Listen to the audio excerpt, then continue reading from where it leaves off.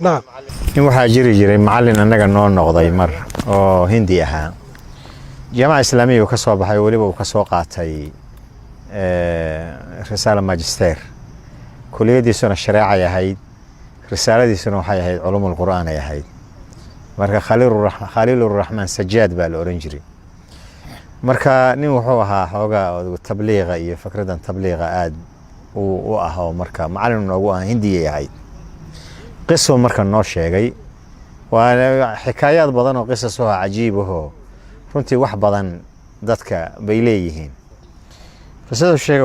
waxa kamid ah wuxuu yiri jamaaco tabliiqaha waxa ku jiro nin Faransiis oo soo islaamay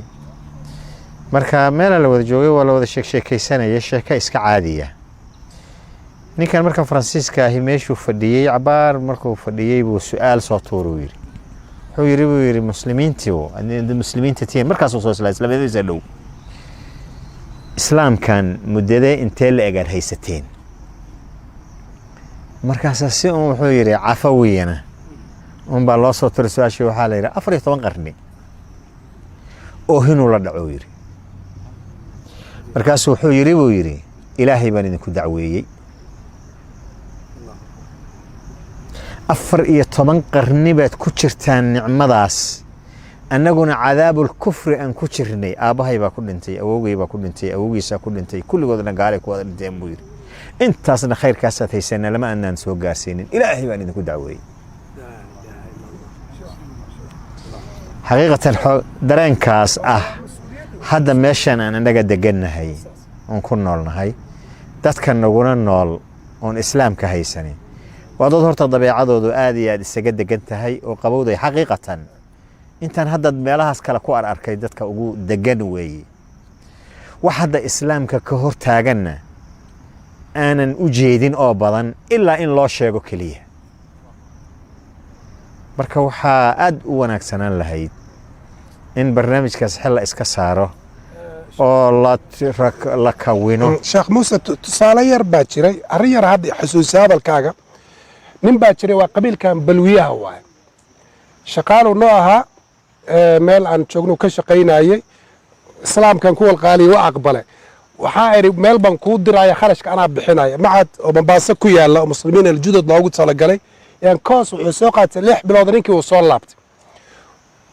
intuusan macadkii soo dhamaysanin 6 bilood ee mafaahiimta islaamka iyo lasiin intuu soo dhamaysanin buu xagga igala soo hadlay wuxuu yiri niyo waxaan rabaa inaan emergency u soo baxo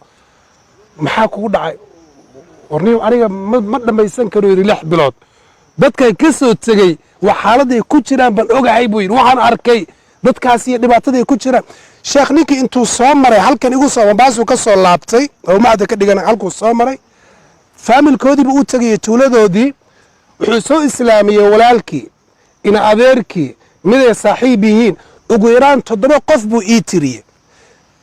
keen baan uu noo kari macadkii baan u dirnay wali qaar baa ku jira marka dadkan sheekh hal qof hada adiga aad sabab ka dawaatiin cali bin abi talib uu kula ahaa yaadi allah bika rajul khayru laka min humri na'am yani maanta fursadaas dadkan Kenya gaar ahaan jooga waa fursad la taalo aduuno dhanna wala hal qof adiga tawxiid ka sabab ku taa soo lama oran marka waa fursad weey barakallahu shaari jazakallahu khayran ugu dambeeyeen sheekh Muuse iyo ragay ugu dambeeyeen arrintan dacwad غير المسلمين dadka muslimiinta aan ahayn in dacwada loogu yeeray diinta la gaarsiiyo waxaan isleeyahay ummadan Soomaaliyeed oo kaab muslimka ahayd waxyaabaha nicamta Ilaahay uu siina aad loo weydiin doono inay kamid noqon doonto dacwo la'aantaas dadkaas aad aragteen oo 42 milyan ilaa 45 milyan ku sii socdo oo gaalada u badan ee muslimiinta aan ahayn intooda badan diinta diyaar u yihiin masjidka Abu Bakr Siddiq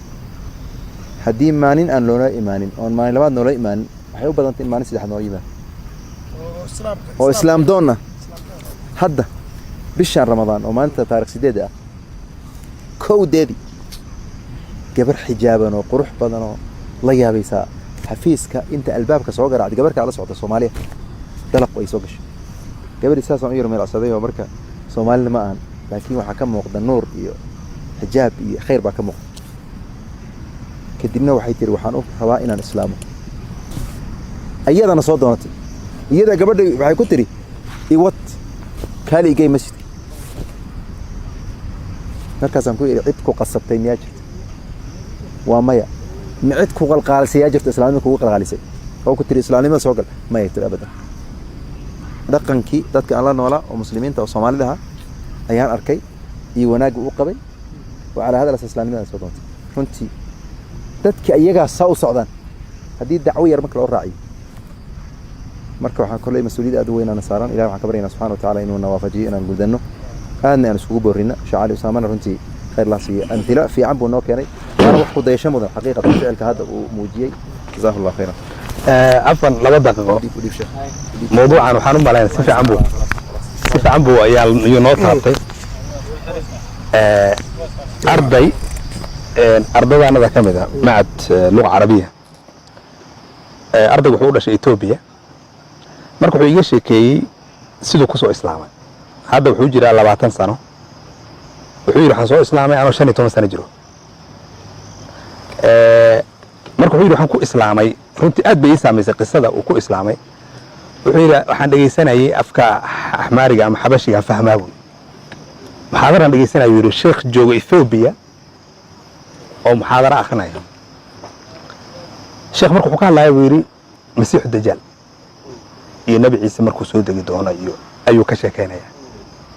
وي إسامة يسوي قوس كودون ما قالوا شن يتلصق وجرها وي إسامة يسوي وحنقو عن صديق لنا إسلام من مسلمنا هالمركز هذه هم قالنا ورهبلو waxaan rabaa inaad islaamisid oo masaajidka egeysatid ninkii uu iska fududaystay wuxuu yiri maanta biisi baan ahay barri baan ku geynayaa ii kaadi wallaana yeelina ma iran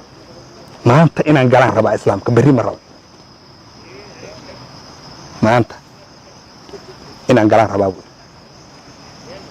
adigu intuu i warwareejinayo nin kala raadsaday buu هو يرشد يسوي جرا أو قال قصك إيمان كبار دوي وبعرفه حرقه قلبي كدرهم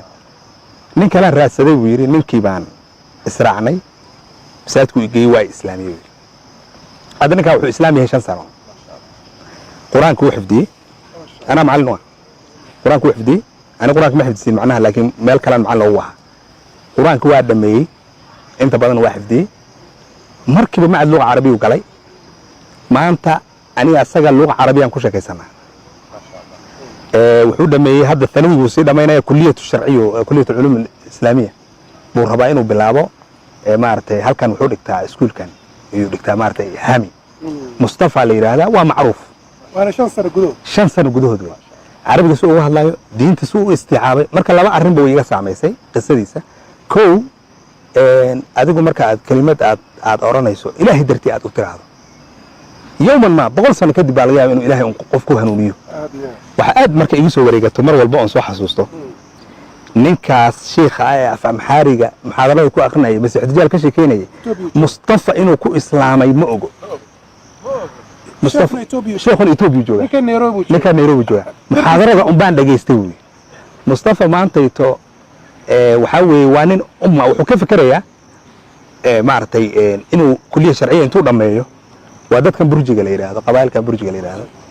وحدوني إنه قبل كيس أنتو تجوا ومعهد إسلامية هي مسجد وكفره أو شيخ كان عضو همي يكجرو يعني بدو كجرو شان سرون إسلامية قلب كارتو أي إسلامية قلب كلابات سيدا أنا أقول قابين إنه دينت إنا فافينه من كاس يري بريء سونغو هل تروح والبوها يأمو مالدقو ويرادني إسلام هاي بعدها علي مدى كلا حوي إن كان شان سنو قرآن ككودا مي ما قف إسلام ماذا كودا شيء أو صدن سنة يأفرتن سنة يكبدا مسلمة بقرآن كحد سنة قرآن ككودا مي بل هذا وحكو جرا أرضا اللغة العربية ذا أنو لقنو أرضا أو تهيدا بدن بكو جرا dad badan oo Soomaali ah diinta in badan ku soo dhaxjiray Carabiga uga hadlay og yahay xafladaha asaa loo dhiibay hadda asaa taqdiimiyo waa nin jabal ah oo la yaqaano macruuf ah marka Ilaahay waa aqbalo Ilaahay diinta ku sugo yalla adras Allah yathabit barakallahu fik alhamdulillahi rabbil alamin وبه نستعين على أمور الدنيا والدين صلى الله وسلم على نبينا محمد وعلى آله وصحبه أجمعين ما بعد دمان walaalaha aad ay u mahadsan yihiin mashaayixda mawaaqifta rasuulka sallallahu alayhi wasallam ka hadlay laguna tadbiiqi waaqaca la jooga aniga daa'iman waxaan jeclahay